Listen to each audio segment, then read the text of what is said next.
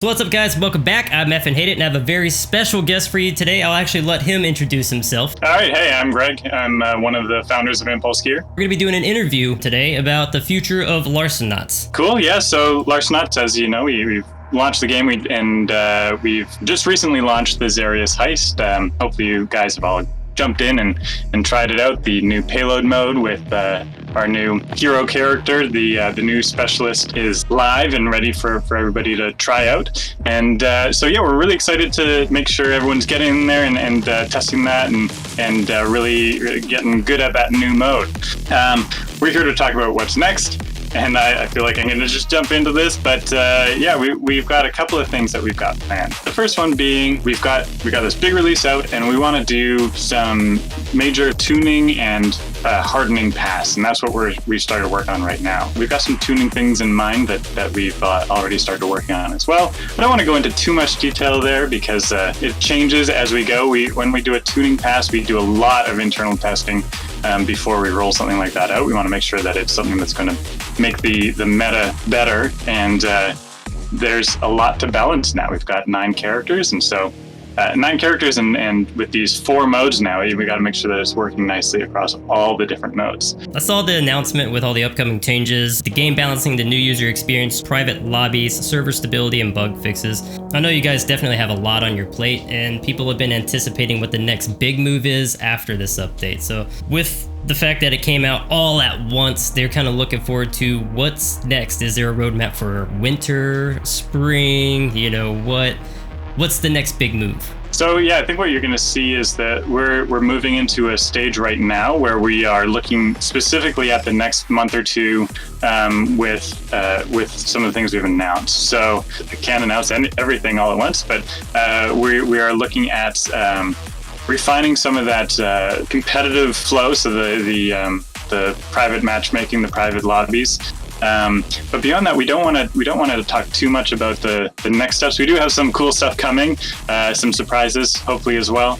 But I can't talk actually too much about that stuff yet. We want to make sure we're focused on the things that are already in the pipeline. As far as the roadmap, the things that we've announced are the things that we're excited about, like the medium to short term, and any feedback you guys have on that stuff, we'd love to hear it. Definitely. And guys, I can't stress enough, the feedback is a must. They're looking for feedback from everybody about the game. We're trying to make the game as best as it can, and they can only do so with all the feedback from you guys. So definitely jump in there and get involved. As far as the competitive side goes, most players feel that the Notoriety leaderboard is not really reflecting skill-based, like win-loss ratio, kill-death ratio, team play on missions.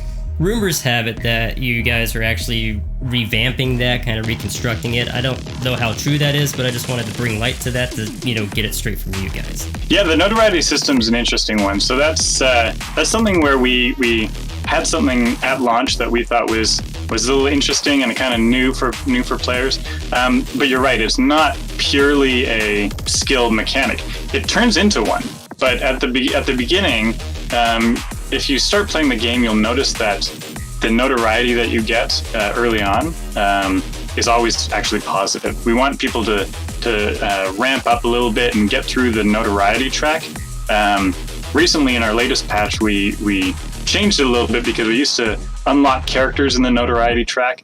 We've made it so that we unlock those first 4 characters right away, but that notoriety track still has some valuable things that people are going to enjoy trying out there as well. So things like the second loadout, as well as custom skins or the premium skins for those characters as well. The notoriety is not purely a reflection of whether you won or lost. It's a reflection on how well you play towards those objectives. So when we're talking specifically about notoriety, yes, there's been a lot of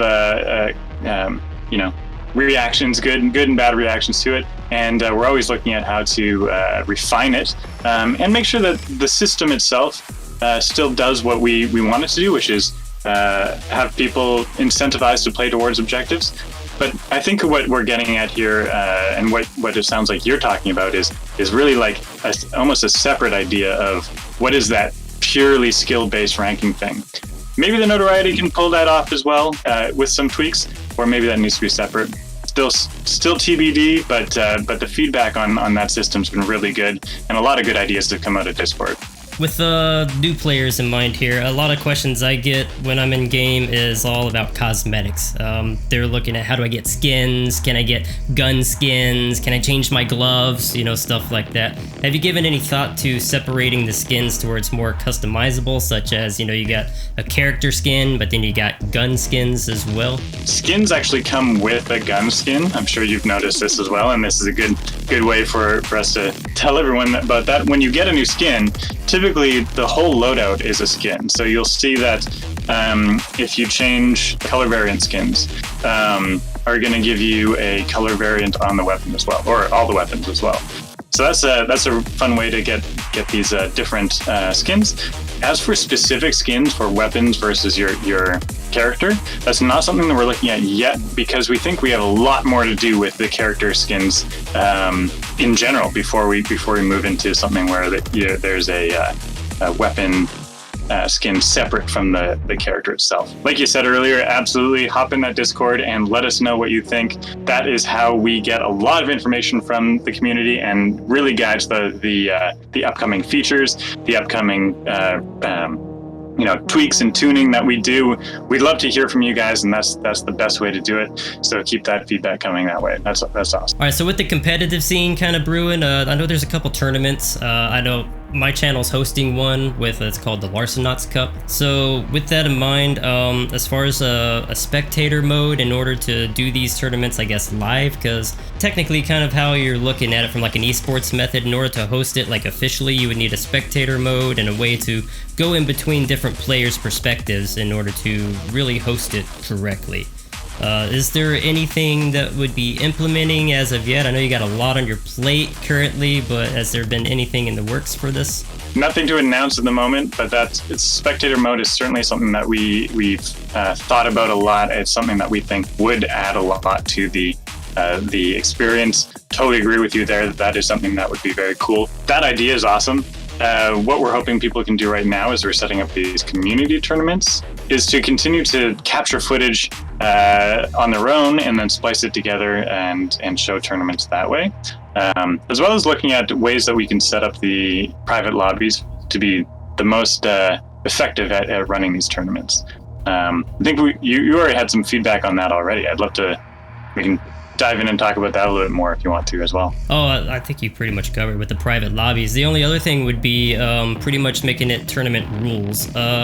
The biggest thing would be the slates have been the biggest a kickback. We can't deselect slates, unfortunately, so I don't know, maybe if we do set a ranked or a tournament mode, we could deselect them and actually have it characters locked as well.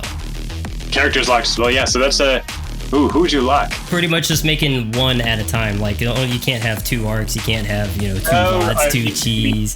For sure, yeah. So the slate thing is a great idea. That's something that we've thought about for basically since we put this in. We thought that might be the case, and that's something where we're going to make that an option so that you can say no slates, and it will be a no slates game. So even if you have them equipped when you go into the match, they'll strip them from you so that you're playing as a new character. We'd also be looking at something which you didn't mention, which is looking at the level requirement, because levels do modify your character as well. If you hover over the character, you'll see what each level does, and they typically get better, faster, stronger as you level up. So for pure competitive play, we'd want to make sure it's an even playing field and drop you down to level 1 as well. We assume everybody playing at the competitive level is maxed out already. So with the addition of Imperia, that puts you at 9 characters. Is there a target number you're heading for? Because I know Overwatch, I think they launched with 21. I was just curious, do you guys have a target number that you're aiming for? No, we don't have a target number. What we want to do whenever we create a new character is that we look for the role that we want it to play and the role that we want it to fill, and then develop something that works really well for that role. And so it's not about numbers, it's about making sure that the variety is there and the variety of play. And I think with our character numbers already, we do have, when you throw the power slates into it, you do actually have a number of different ways to play a single character as well. We want to make sure that each character has a main role, and then you can look at playing it in a in a maybe a support way or a more tactical route. I mean, I'm going off on a tangent, but no, we don't have a specific number. We're just going to keep making stuff until we, as we find new roles to that need to be filled. Lastly, you guys did a 10% off deal, I believe, on Oculus. Yeah. Do you guys plan on doing any more specials like that? I know that was kind of that was pretty successful. I know a lot of people that was like, oh, I got it, when it was on sale. Also, do you plan on doing like any free play weekends? I know on Steam you can do this. I don't know if there's restrictions on Oculus though. Working with Oculus on this, they handle actually most of that.